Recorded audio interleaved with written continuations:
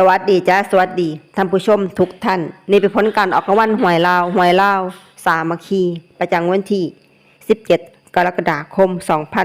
2569รางวัลเลข2ตัวล่างเลขที่ออก74รางวัลเลข2ตัวบนเลขที่ออก22รางวัลเลข3ตัวบนเลขที่ออก422รางวัลเลข5ตัวเลขที่ออก77422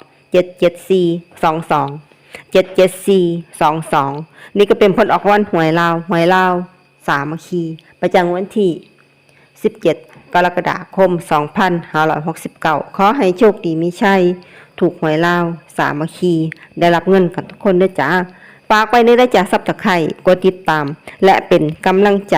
ขอขอบคุณทุกท่านที่เข้ามารับชมและรับฟังแล้วมาพบกันใหม่ในผลการออกหวยลาว